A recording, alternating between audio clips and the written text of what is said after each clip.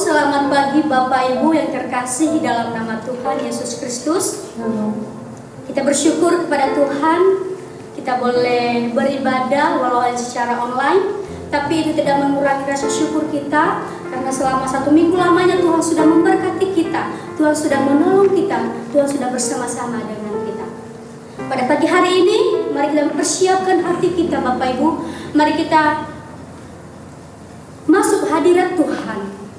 Marilah kita menyembah Tuhan. Mari kita memuji Tuhan dengan pujian, inilah rinduku kepadamu.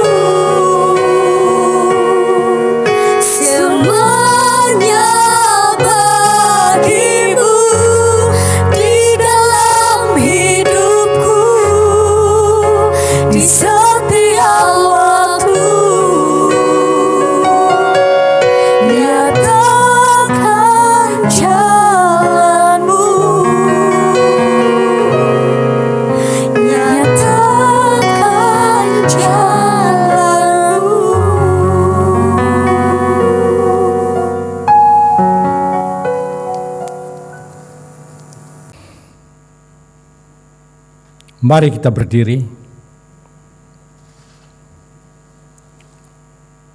Pertolongan kita pagi ini datang dalam nama Tuhan yang menjadikan langit dan bumi serta sekalian isinya.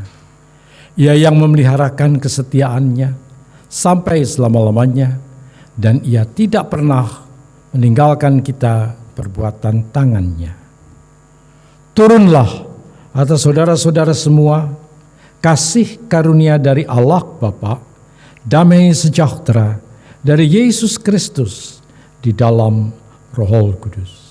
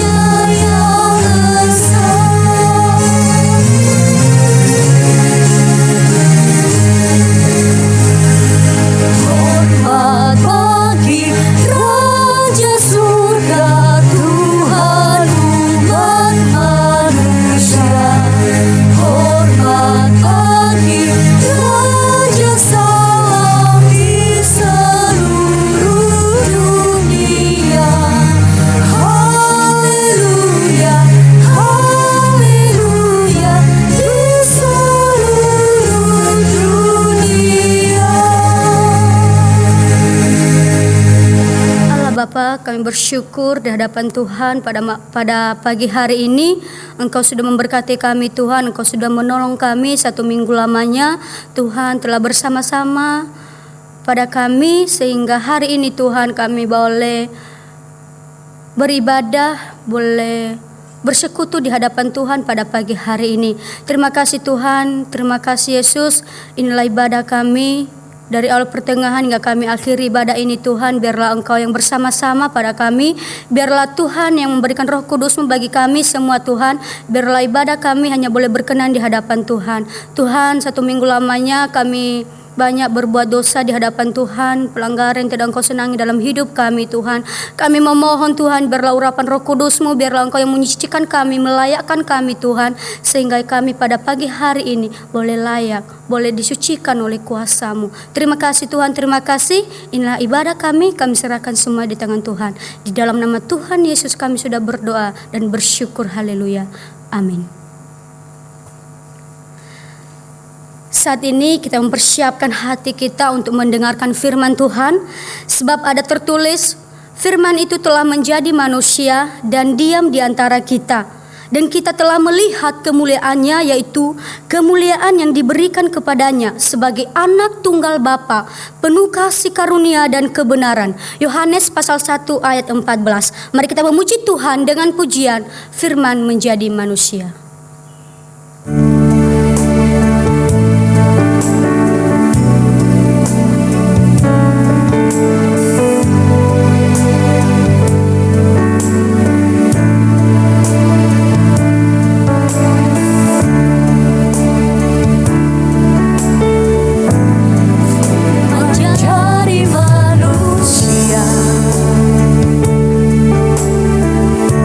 Diam di antara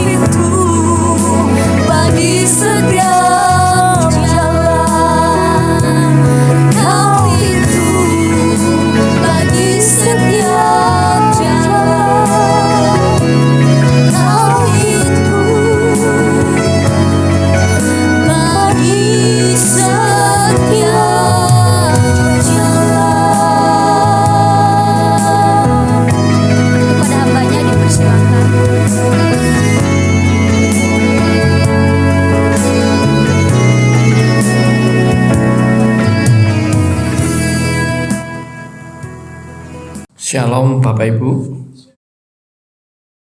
Pada pagi hari yang indah ini, mari kita berdoa di dalam Tuhan. Terima kasih Tuhan, kami serahkan semua yang Tuhan berikan pada kami. Kami serahkan kelemahan-kelemahan kami serahkan ketidakmampuan kami, dan kami serahkan seluruh keberadaan kami yang sungguh selalu bergantung kepada Tuhan. Karena itu biarlah pada pagi hari yang indah ini kami bersujud pada Tuhan. Biarlah firman-Mu yang sederhana bisa menerangi pikiran dan tingkah laku kami, dan sungguh Tuhan pakai untuk kami menjadi kompas pada pagi hari ini. Terima kasih Tuhan, kami menyerahkan firman ini hanya di dalam nama Yesus Kristus. Amin. Mari kita membuka kitab kita, Matius pasal 25. Saya ingin melihat secara sederhana ayat 31 sampai 46. Perikop ini adalah perikop yang sangat menakutkan bagi orang-orang yang sedang menikmati kemewahan, kesenangan di dalam dunia. Karena perikop ini menekankan penghakiman terakhir. Kalau orang itu dia sedang menikmati kehidupan di dunia ini, maka rasa-rasanya Yesus jangan datang dulu ya, karena memang ini saya sedang asik nih. Kalau engkau datang, maka segala sesuatunya akan berubah dan menjadi suatu kehidupan yang berubah, dan sungguh saya tidak bisa menikmati lagi. Maka menjadi satu pertentangan yang hebat. Tetapi pada pagi hari ini kita tetap harus membahas bagian ini. Akan saya bacakan dengan judul perikop ini adalah Domba dan Kambing. Siapakah engkau atau aku? Gitu ya. Mari kita melihat ayat 31. Apabila Anak Manusia datang dalam kemuliaannya dan semua malaikat bersama-sama dengan Dia, maka Ia akan bersemayam di atas takhta kemuliaannya. Sehingga pada ayat awal ini untuk membuka perikop ini, kita melihat ada kata doksa, kemuliaannya. Doksa itu menggambarkan bahwa Yesus yang ada di dalam takhta kerajaan Allah, hidupnya selalu penuh dengan puji-pujian, penuh dengan penghormatan, penuh dengan suatu yang sukacita. Tidak ada pikiran-pikiran negatif. Di situ ada semuanya pikiran positif yang selalu memuji. Sehingga Tuhan mengatakan doksa ini ada satu keberadaan di mana Yesus itu dalam posisi yang dia hidup di dalam penghormatan yang luar biasa. Bapak Ibu bisa membayangkan seorang raja, siapa berani menyalah-nyalahkan atau mengkritik, mungkin gosip boleh, raja itu. Tapi setiap orang bertemu dengan raja itu, maka selalu menyembah syukur, selalu memuji-muji. Sehingga di sini Yesus menempatkan diri Anak Manusia ini, dia dalam posisi adalah seorang raja di dalam kerajaan surga ini. Saudara lihat, kalau waktu Adam dan Hawa jatuh dalam dosa, dia telanjang dan dia malu ketika Allah memanggil, "Di manakah engkau?" Karena dia melihat bahwa dirinya telanjang. Kemuliaannya telah hilang. Kemuliaan koket dalam bahasa Ibrani itu adalah satu protek keilahian yang menyelubungi diri seseorang atau Adam dan Hawa, sehingga tidak ada kekuatan apapun yang bisa menembus keilahian itu. Maka dikatakan ketika Yesus bercakap-cakap dengan 3 orang, Petrus dia melihat Yesus diselubungi kemuliaan. Maka ketika Yesus nanti datang kedua kalinya, dia dengan tubuh kemuliaan. Tapi di dalam perjanjian baru, kemuliaan ini bukan sekedar menyelubungi seperti yang terjadi pada Adam dan Hawa, tetapi merupakan satu kemuliaan, selalu praise, pujian, suatu yang membuat Yesus itu sendiri hidup betul-betul penuh dengan kemuliaan. Sehingga sering orang mengatakan di surga itu orang itu bernyanyi. Kalau kamu di dunia ini, di gereja tidak bisa bernyanyi, kamu nanti gimana? Surga itu penuh nyanyian, penuh ucap syukur, penuh doa. Sehingga Yesus sendiri adalah doksa, kemuliaan yang akan turun datang ke dunia ini. Dan dia akan membangkitkan orang yang mati tentu. Dan dia akan mengangkat orang yang masih hidup. Apa yang dibangkit diangkat adalah roh. Kemuliaan itu Yesus mengambil roh yang hidup. Dan pada konteks ini maka terjadi penghakiman terakhir. Jadi perikop ini berbicara soal itu. Sekarang ayat 32 dikatakan, lalu semua bangsa akan dikumpulkan di hadapannya dan ia akan memisahkan mereka seorang daripada seorang, sama seperti gembala memisahkan domba dan kambing. Dan ia menempatkan domba-domba di sebelah kanannya dan kambing-kambing di sebelah kirinya. Dan raja itu, yaitu Yesus, akan berkata kepada mereka yang di sebelah kanan. Siapa yang sebelah kanan? Adalah domba. Saya ngebayangkan sebelah kanan adalah domba, sebelah kiri adalah kambing. Kenapa Yesus berkata sebelah kanan? Kenapa tidak berkata sebelah kiri, kambing dulu? Kenapa Yesus tidak berkata kepada semua orang, tapi dia berkata kepada yang kanan? Dan perkataan yang disampaikan oleh Yesus ini, maka di kanan kata-kata yang menyelesaikan persoalan pada domba ini. Saya berpikir, kalau ada lomba, sekarang ada juara 3, 2, 1. Orang selalu mengatakan juara 3 dimenangkan oleh orang itu datang. Juara 2 dimenangkan oleh, maka yang terakhir juara pertama dimenangkan oleh yang pertama, itu yang terakhir. Tapi Yesus membalik cara berpikir ini. Yesus yang kanan adalah domba. Apa yang dilakukan Yesus? Yesus hanya mengambil domba yang kanan. Tunggu kamu ya yang kambing, nanti yang kiri tunggu. Saya tak bicara dulu sama yang domba ini. Maka dikatakan di sini adalah, mari hai kamu yang diberkati oleh Bapakku. Jadi domba itu dikatakan yang diberkati oleh Bapakku. Jadi di sini saudara, nanti ada kata berkat dan tentu saja berikutnya ada kata kutuk.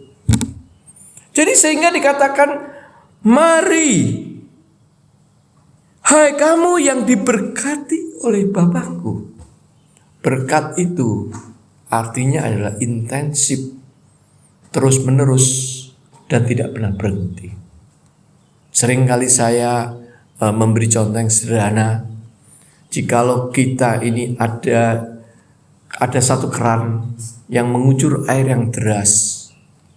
Kalau saya ingin basah tubuh saya, maka saya harus berdiri di bawah kucuran itu supaya tubuh saya basah.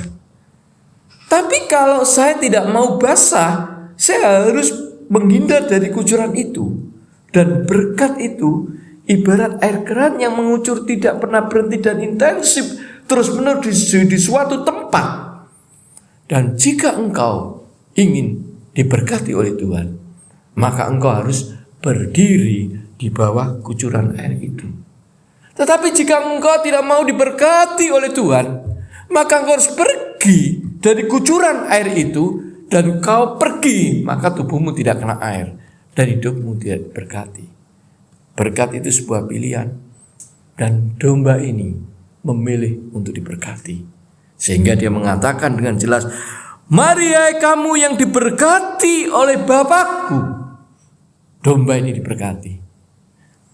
Terimalah kerajaan yang telah disediakan bagimu sejak dunia dijadikan. Sebab ketika aku lapar, kamu memberi aku makan. Ketika aku haus, kamu memberi aku minum. Ketika aku seorang asing, kamu memberi aku tumpangan. Ketika aku telanjang, kamu memberi aku pakaian. Ketika aku sakit, kamu melawat aku. Ketika aku di dalam penjara, kamu mengunjungi aku. Maka orang-orang yang benar itu, domba ini, akan menjawab kepadanya. Domba ini merasa, kok saya sudah menolong Yesus. Kapan saya nolong Yesus? Saya seumur hidup saya belum pernah memberi makan Yesus lapar. Seumur hidup saya belum pernah memberi Yesus tumpangan. Seumur hidup saya tidak pernah. Dia merasa tidak pernah. Karena itu maka berkatalah dia, Tuhan, apabila kami melihat engkau lapar dan kami memberi engkau makan, atau haus dan kami memberi engkau minum, kapan Tuhan saya memberi engkau makanan dan kapan saya memberi engkau minum? Dikatakan, apabila kami melihat engkau orang asing dan kami memberi engkau tumpangan atau telanjang, kami memberi engkau pakaian, kapan saya memberi engkau sebagai seorang asing tumpangan di rumahku? Karena aku belum pernah Tuhan tinggal di rumahku. Kapan engkau telanjang? Aku merasa seumur hidupku itu belum pernah memberi engkau pakaian. Kok kamu bisa berkata seperti itu? Apabila kami melihat engkau sakit atau dalam penjara dan kami mengunjungi engkau, kapan engkau sakit, Tuhan? Kapan engkau masuk penjara? Saya tidak pernah melakukan seperti itu. Ini ayat yang paling penting. Saya berpikir berhari-hari ayat ini paling penting dikatakan. Dan raja itu menjawab mereka, dan Yesus itu menjawab kepada mereka, aku berkata kepadamu, domba-domba, sesungguhnya segala sesuatu yang kamu lakukan untuk salah seorang dari saudaraku yang paling hina ini, kamu telah melakukan untuk aku. Dan ia akan berkata juga kepada mereka yang di sebelah kiri. Nantinya, saya stop di sini dulu. Dikatakan, sesungguhnya segala sesuatu yang kamu lakukan untuk salah seorang dari saudaraku yang paling hina ini, kamu telah melakukan untuk aku. Saya berpikir-pikir, melakukan segala sesuatu pada orang yang paling hina. Hina itu apa? Kalau kamu menolong orang lain yang paling hina, kalau kamu membantu orang yang paling hina, kalau kamu membantu orang yang paling hina itu menjadi bahagia, Tuhan mengatakan apa? Kamu telah melakukan untukku. Bapak Ibu kasih dalam Yesus Kristus, saya berpikir hina itu apa? Hina itu dalam pengertian elakiston. Elakiston. Tapi di sini ada 2 arti atau 3 arti minimal yang bisa kita pikirkan dengan baik. Yang pertama adalah yang paling tidak mampu. Yang paling tidak mampu. Biasanya kalau saya di kampus, Bapak Ibu, para dosen kalau rapat ada mahasiswa misalnya nggak bisa nulis tesis skripsi gitu ya, wes pokoknya nggak mampu lah. Biasanya staf-staf saya atau teman-teman itu memberi pada saya, Pak Har aja yang nggak mampu kasih Pak Har. Jadi yang tidak bisa menulis dikasih saya. Jadi yang mikirnya susah, telat mikir dikasih saya. Jadi yang nggak bisa baca dikasih saya. Selalu seperti itu. Saya berpikir, ternyata ini sebetulnya dia adalah orang yang paling hina. Kalau bilang di dalam kampus, dia tidak mampu. Tapi bisa juga kita di luar kampus, di kantor. Misalnya ada orang yang melakukan kerjaan selalu disalahin bosnya. Melakukan apa-apa disalahin bosnya. Kamu itu kok bodoh banget ya. Gini aja gak bisa. Gini aja gak bisa. Yang lain lo bisa. Kenapa kamu gak bisa? Dalam hati orang itu, Bapak, saya tuh kepengen bisa memang. Saya sudah kerja keras. Tapi loh aku gak bisa ya. Ini orang yang paling hina. Orang yang tidak mampu apa-apa. Orang yang tidak merasa tidak, sama-sama manusia. Tapi dia merasa tidak mampu. Apapun yang dilakukan selalu tidak bisa. Orang selalu mengkritik. Aku loh bantu Bapak ini selalu dikritik. Aku bantu Bapak itu selalu dikritik. Aku bantu di sini kritik. Dia mikir, Tuhan, selama hidup ini kok aku dikritik orang terus ya. Ini yang orang yang hina. Orang masuk kerja, nggak lama dikeluarkan bosnya. Kerja nggak lama dikeluarkan bosnya.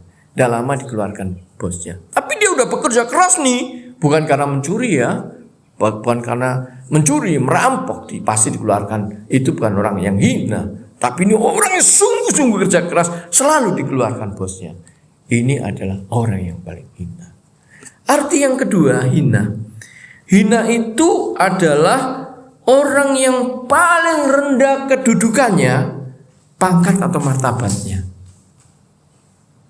Jadi orang yang tidak pernah memperhatikan orang ini. Orang yang dianggap, maaf saudara Bapak Ibu, tanda petik, ya sampah lah gitu. Kenapa Paulus mengatakan, aku ini sampah? Paulus menempatkan dirinya, dia adalah orang yang paling hina. Tentu saja Paulus sudah membaca Matius pasti. Ketika dia mengatakan, aku ini sampah. Sampah. Dan dia menyatakan dirinya orang yang paling hina. Sehingga dikatakan pangkatnya paling tidak punya pangkat. Gitu kan. Martabatnya tidak punya martabat. Pokoknya paling rendah. Cari orang yang paling rendah. Kadang-kadang kita berpikir, orang yang paling rendah itu Pak, maaf ya, pengemis. Yang cari puntung-puntung rokok, yang cari puntung-puntung besi, cari puntung-puntung, yang cari barang-barang di kali itu loh, barangkali. Bapak Ibu pikir itu orang paling hina. Ketika saya pernah jadi wartawan berapa puluh tahun yang lalu di Jakarta, saya meliput orang-orang ini. Maka saya lihat itu dia tinggal di gubuk-gubuk pinggir kali. Tapi ketika saya meliput, saya masuk. Mari Pak, masuk Pak. Mau minum apa? Dibukakan kulkas. Pak, mau minum apa? Dibukakan kulkas. Ada TV di situ. Bayangkan ada TV. Meskipun TV-nya itu kabelnya nyuri, kulkasnya nyuri, tapi pokoknya dia ada kulkas, ada TV. Loh, itu hasilnya besar sekali. Kau pikir orang-orang yang jualan rombeng-rombeng itu orang yang paling hina? Wih, jual rombeng itu orang kaya. Di mana-mana dia punya rumah. Bahkan bisa punya istri sampai 4, 7, 8. Tidak ada yang paling hina. Cari orang yang paling hina, martabatnya yang habis, pangkatnya yang rendah sekali. Tetapi yang dimaksud ini adalah orang yang betul-betul hidup di dalam Tuhan, betul-betul orang yang taat kepada Tuhan. Tapi diremehkan. Coba Bapak Ibu pernah berpikir bahwa hamba-hamba Tuhan banyak yang dari tukang membersih gereja. Banyak hamba-hamba Tuhan yang berhasil. Tanya, Pak, dulu Bapak apa yang lakukan? Saya pembersih gereja loh. Saya nyapu gereja, saya ngepel gereja, saya jaga gereja. Samuel itu setiap hari tidur di gereja. Tapi dia menjadi orang yang besar. Orang yang paling hina. Orang yang pangkatnya, martabatnya paling rendah. Tuhan ambil, itulah orang yang paling hina. Yang ketiga, hina itu adalah adjektif. Artinya hina itu adalah kata inti yang bisa merubah kata benda atau kata kerja. Hina kata sifat, ya. Ini kata benda. Kalau saya tambah kata sifat menjadi kata yang menerangkan kata benda, adjektif. Hina kata sifat, kalau saya taruh di depan di dalam bahasa Ibrani misalnya, dan ini kata benda, dia bisa menjadi kata kerja. Jadi kata adjektif ini, hina ini merubah. Yang hina, yang rendah, tapi bisa merubah semua kehidupan. Saudara, kalau saudara bicara soal kalimat, kalimat itu terdiri dari subjek, predikat, objek. Yang paling bisa menghidupkan kalimat itu adalah kata kerja. Tapi hina ini bisa merubah kehidupan kalimat ini. Dia bisa jadi kata kerja, dia bisa menjadi keterangan kata benda. Ternyata orang yang paling hina itu merubah kehidupan sebuah kalimat. Bayangkan, saya mikir, ternyata Elakiston itu canggih juga ya. Terhina. Tapi ini yang dipilih oleh Tuhan. Sekali lagi saya katakan, sesungguhnya sesuatu yang kamu lakukan untuk salah seorang dari saudaramu yang paling hina ini, kamu telah melakukan untuk aku. Jadi saya mulai mengerti, jangan meremehkan orang yang paling hina. Jangan meremehkan orang yang bagi kamu tidak mampu. Mungkin kamu, mungkin saya, ini kambing. Orang yang paling hina inilah domba. Kenapa bisa begitu? Kalau nanti saya lanjut dulu ayat 41. Dan ia akan berkata juga kepada mereka yang di sebelah kiri. Lalu raja ini, Yesus itu berkata ke sebelah kiri. Siapa sebelah kiri? Kambing. Oke. Dia berkata gitu. Nyanglah dari hadapanku, hai orang-orang terkutuk. Jadi lawan katanya tadi, kamu orang yang diberkati oleh Bapakku, domba. Kambing, nyanglah kamu orang-orang yang terkutuk. Dikatakan, nyanglah ke dalam api yang kekal yang telah sedia untuk iblis dan malaikat-malaikatnya. Sebab ketika aku lapar, kamu tidak memberi aku makan. Ketika aku haus, kamu tidak memberi aku minum. Ketika aku orang asing, kamu tidak memberi aku tumpangan. Ketika aku telanjang, kamu tidak memberi aku pakaian. Ketika aku sakit dan dalam penjara, kamu tidak melawat aku. Lalu mereka pun akan menjawab kepadanya, Tuhan, si kambing, kapan, bila mana kami melihat engkau lapar, atau haus, atau sebagai orang asing, atau telanjang, atau sakit, atau dalam penjara, dan kami tidak melayani engkau? Si kambing-kambing itu bilang, maka raja itu, Yesus itu akan menjawab kepada mereka, aku berkatamu, sesungguhnya segala sesuatu yang tidak kamu lakukan untuk seorang dari yang paling hina ini. 2 kali disebut. Yang pertama tadi untuk domba paling hina, yang ini juga paling hina lagi. Kamu tidak melakukan juga untuk aku. Jadi di sini Bapak Ibu ada 2. Satu, domba itu dianggap diberkati dan dia telah melakukan hidup. Orang-orang itu melakukan anak-anak Tuhan. Dia menolong anak Tuhan, melakukan kebaikan anak Tuhan yang paling hina. Oke. Yang kedua, kambing ini sebelah kiri terkutuk dia. Karena dia tidak melakukan. Orang yang paling hina itu dia remehkan. Dia cuek, mungkin bahkan juga dianiaya. Mungkin juga dihancurkan hidupnya. Kok ada orang yang suka menghancurkan hidupnya? Emangnya dia itu siapa? Kamu menghancurkan orang yang paling hina. Kamu dikatakan di sini, ya terakhir dikatakan kamu tidak melakukan untuk aku. Jadi sebetulnya Bapak Ibu, kalau melihat perikop ini, maka kita tidak punya hak. Kalau engkau merasa engkau tidak hina, engkau punya pangkat jabatan yang tinggi, engkau punya ekonomi yang baik, dan engkau punya usaha yang sukses, dan engkau adalah seorang gembala, engkau seorang pimpinan dan leader, orang hebat, katakanlah, kamu terancam bagian dari kambing. Kalau kamu tidak melakukan menolong orang yang paling hina, justru engkau adalah seorang leader, maka engkau harus berpikir bahwa di manakah ada orang hina di keluargamu, di manakah ada orang hina di gerejamu, di manakah ada orang hina di lingkunganmu, di daerah rumahmu. Itulah yang harus kamu lakukan untuk kamu tolong. Saudara, apa bedanya sebetulnya domba dan kambing? Kadang-kadang kita mikir domba kok diberkati Tuhan, kok kambing enggak. Maka saya ngumpulkan, kalau kita kambing dan domba itu ya sama satu keluarga. Jadi kalau saya seorang gembala, maka kambing dan domba itu biasanya saya angon, saya pelihara dua-dua. Kalau saya masukkan kandang dua-dua, nggak akan ketahuan mana domba, mana kambing. Tidak ada ketahuan. Karena saya masukkan, karena perilakunya sama. Tapi sekarang saya teliti.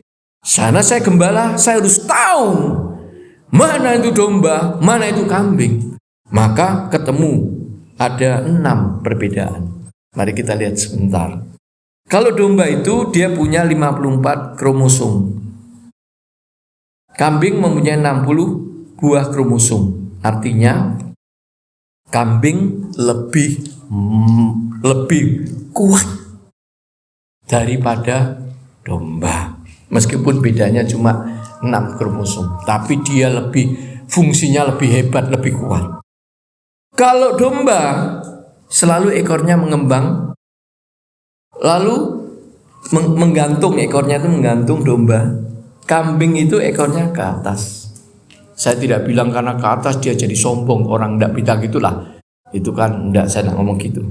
Lalu ketika dikatakan domba ini yang kromosomnya rendah, ekornya selalu menggantung kayak layu gini, dia dipenuhi oleh wol tubuhnya.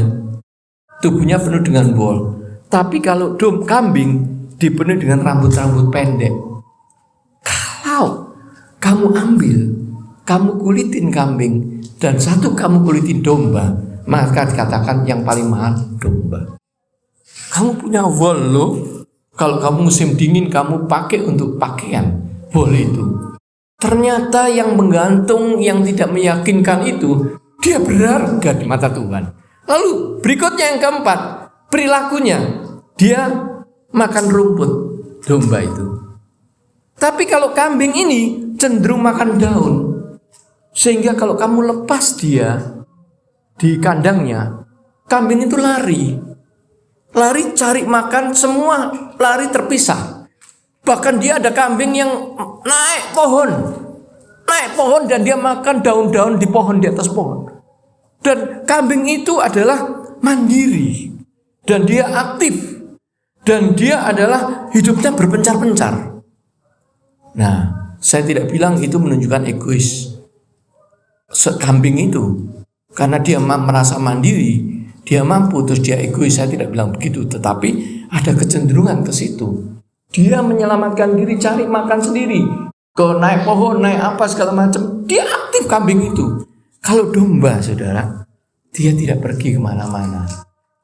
Dia berkelompok, hidup di dalam pagar yang sudah dibatasi oleh gembala. Dia makannya rumput. Dan yang terakhir dikatakan, domba itu tidak bau. Nah, maksudnya adalah dia tidak mengeluarkan feromone, bau dalam tubuhnya. Sehingga kalau seandainya Bapak Ibu makan sate domba, itu enggak bau. Kalau Bapak Ibu makan sate kambing, dia bau.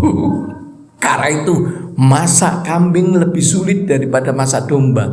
Jadi kalau dilihat perbandingan ini, domba yang kelihatan lemah, 54 kromosom, ekornya layu sepertinya, tapi tubuhnya wol, makannya rumput, kelompok, seolah-olah dia tidak mandiri, maka dikatakan dia tidak bau. Ternyata domba yang inilah maksud Tuhan. Inilah kelompok orang hina. Jadi yang hina domba ini diberkati oleh Tuhan. Bagaimana Bapak Ibu? Domba dan kambing. Siapakah saya? Saya aja bilang. Saya juga bingung menentukan. Kalau saya suruh milih ya, saya mau domba ya. Domba. Oh, Pak, kalau kamu milih mau domba ya kamu tinggal lakukan domba dong. Nolong orang yang lebih hina lagi. Cari orang hina di lingkunganmu, di keluargamu, di sekitarmu. Kamu tolong hidupnya bersama-sama dengan Tuhan. Menolong artinya dibawa ke Tuhan, hidup di dalam Tuhan, bersama-sama dengan Tuhan. Bukan ditolong untuk dibuang, tidak. Tetapi diletakkan pada kerangka hidup tergantung kepada Tuhan. Jadi Bapak Ibu, siapakah engkau? Siapakah saya? Apakah engkau diberkati oleh Tuhan? Iya Pak, selama hidup ini saya diberkati. Benar enggak kamu diberkati? Jangan-jangan engkau adalah kambing yang merasa diberkati. Benar enggak kamu domba yang diberkati? Jangan-jangan kau merasa domba yang dikutuk. Seorang Kristen itu selalu mengeluh. Hidupnya sudah diberkati oleh Tuhan. Mengeluh ini, mengeluh itu. Tuhan, aku tidak mampu ini. Mengeluh besok bayar sekolah anak. Besok ini, aduh mengeluh terus. Hidup kok ngeluh sih? Kok nggak percaya sama Tuhan bahwa Tuhan itu mencukupkan? Nah, jangan-jangan domba. Tetapi yang hidupnya terkutuk. Jadi Bapak Ibu, pada pagi yang indah ini, mari kita melihat bersama-sama siapakah aku ini. Kalau engkau ingin mau jadi domba, hidupmu diberkati. Apapun yang kau berkati saat ini, kau merasa sedikit sekali mungkin kau tidak merasa diberkati, padahal hidupmu diberkati. Kamu harus selalu memuji Tuhan. Karena sebetulnya tidak ada orang Kristen yang tidak diberkati oleh Tuhan kalau dia hidup bersama-sama dengan Tuhan. Kalau engkau domba, hidupmu pasti diberkati. Dan kau nilainya tinggi. Kulitmu bisa jadi wall. Meskipun kelihatan kamu loyo, jalannya memble segala macam, tapi you have full power. You have full power untuk melakukan segala sesuatu.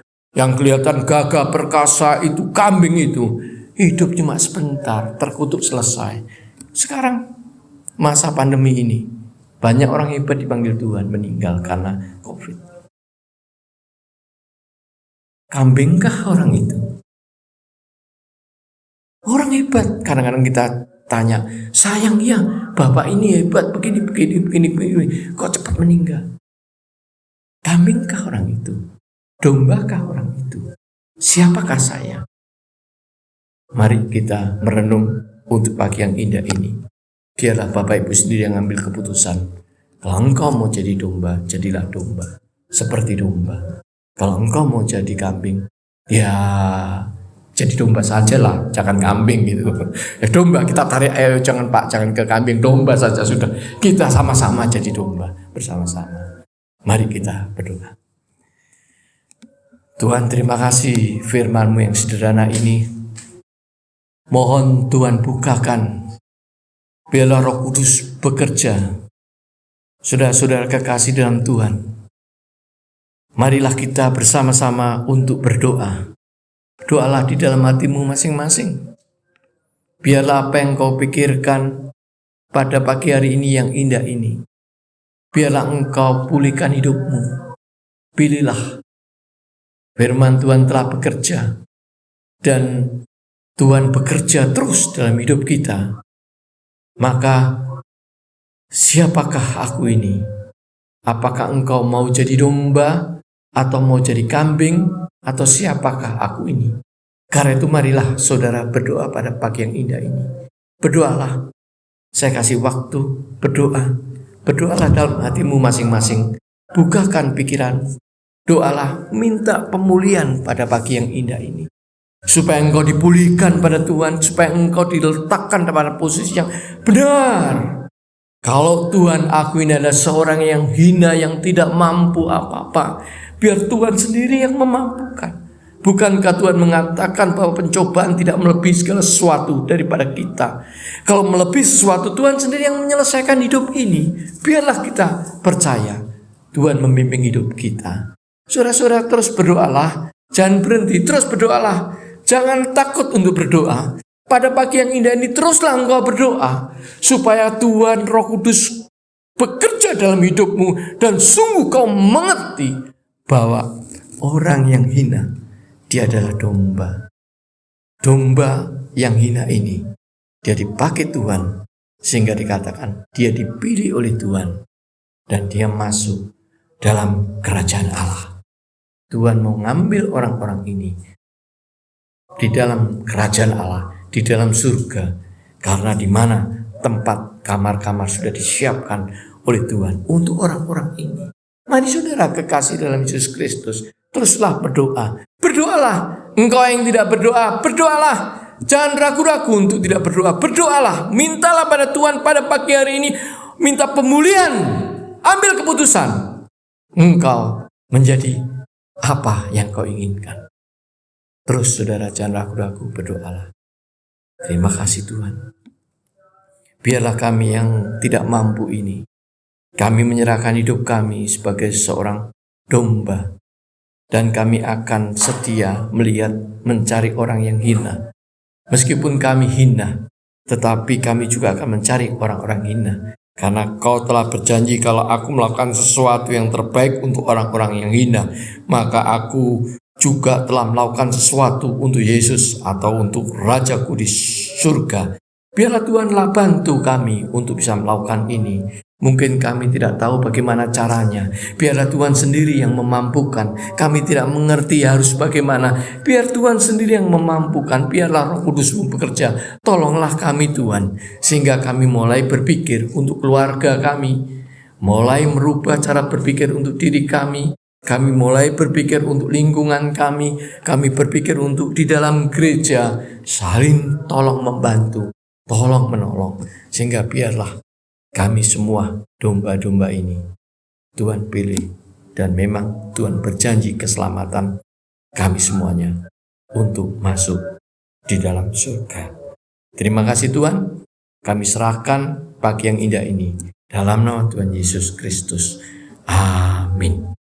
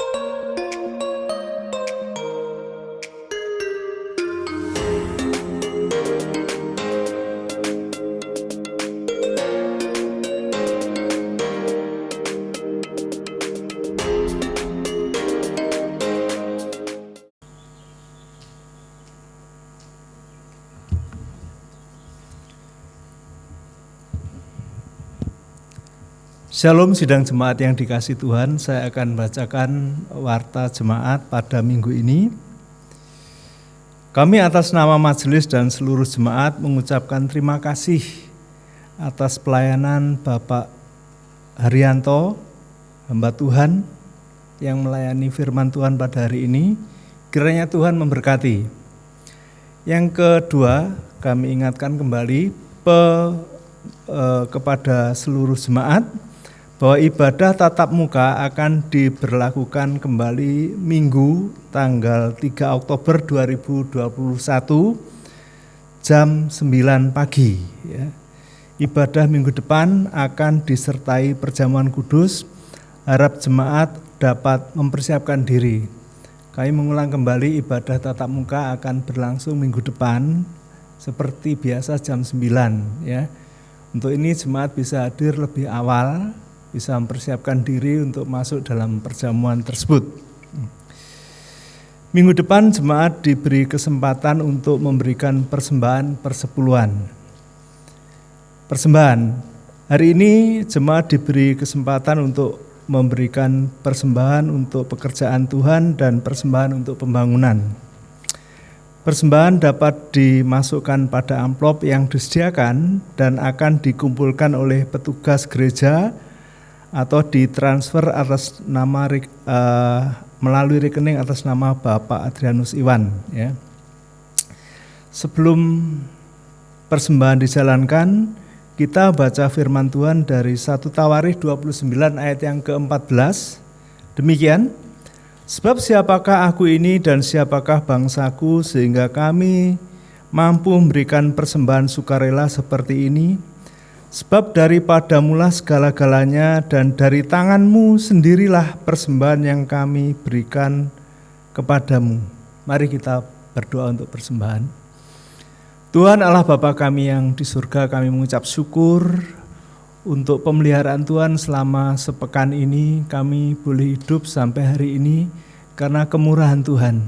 Tiba saatnya kami mempersembahkan sebagian dari berkat-Mu ini Tuhan, untuk pekerjaan Tuhan di tempat ini, untuk pembangunan gereja-Mu di tempat ini. Kiranya Tuhan memberkati kami semuanya.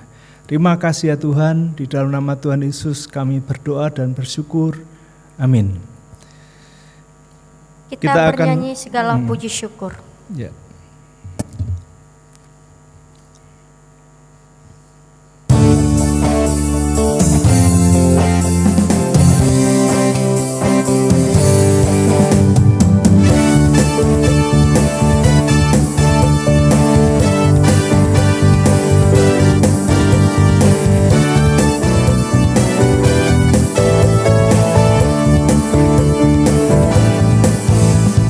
Segala puji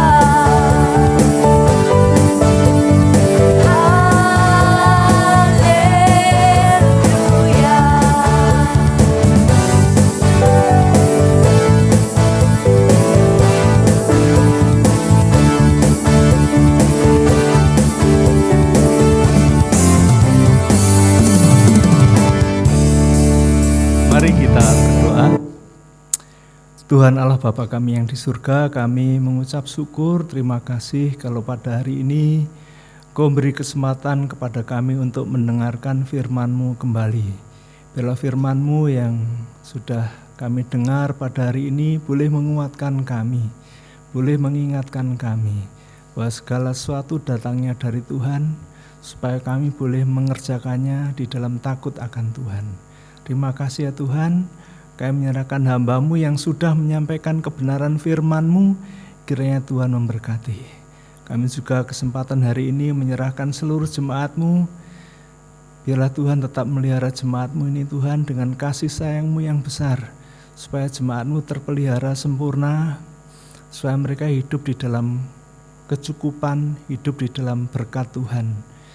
Yang sakit, yang lemah, yang berkekurangan, kiranya Tuhan tolong supaya saudara-saudara kami tetap kuat kembali dan mengarahkan hidup mereka, iman mereka kepada Tuhan.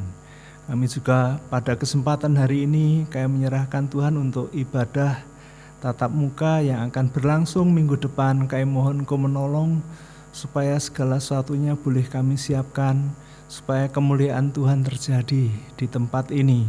Kami mohon Tuhan, jemaat-Mu kiranya Tuhan kuatkan untuk hadir di dalam ibadah tatap muka tersebut. Kami mohon Tuhan supaya jemaat-Mu tetap terpelihara sempurna, tidak ada yang sakit. Engkau membebaskan kami semuanya dari sakit penyakit, dari segala sesuatu yang buruk Tuhan. Terima kasih, kami menyerahkan bangsa dan negara kami Indonesia ke dalam tangan Tuhan. Biarlah penurunan COVID-19 yang penyebarannya ini sudah mulai menurun Tuhan. Kami bersyukur untuk campur tangan Tuhan. Engkau kiranya menolong kebijakan pemerintah ini boleh berlangsung dengan baik. Tenaga kesehatan Tuhan beri kesehatan yang baik, masyarakat Tuhan berikan imun yang kuat untuk bisa menahan serangan COVID-19 ini Tuhan. Terima kasih ya Tuhan, Kau tolong juga kegiatan belajar di sekolah yang berlangsung tatap muka Tuhan, kami menyerahkannya ke dalam tangan Tuhan. Kiranya Tuhan tetap memberkati para pengajar, seluruh anak didik, seluruh mahasiswa, semuanya dengan perlindungan yang datang dari Tuhan. Tidak ada penyebaran COVID-19 di sekolah Tuhan. Terima kasih ya Tuhan. Kami menyerahkan seluruh kebutuhan bangsa dan negara kami ke dalam tangan Tuhan. Seluruh kegiatan negara ini terpelihara sempurna, Engkau menghindarkan dari segala yang jahat. Terima kasih, kami tahu Tuhan mengendalikan negeri ini dengan kuasa Tuhan yang sempurna. Kami menyerahkan doa kami ini di dalam nama Tuhan dan Juru Selamat kami, Yesus Kristus. Haleluya.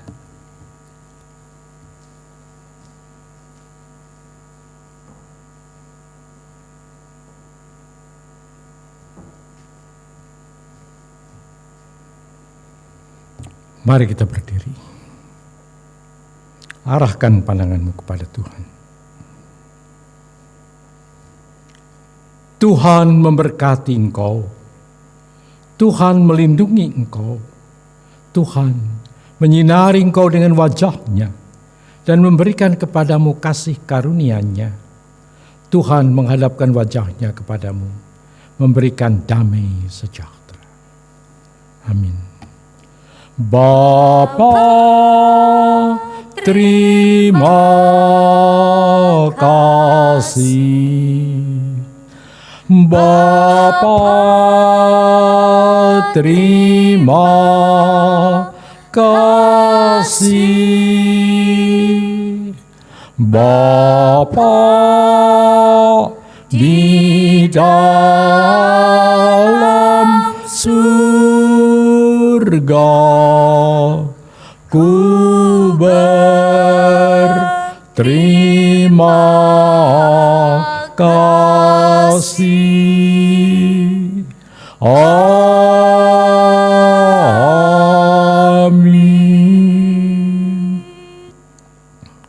Selamat siang, Tuhan memberkati.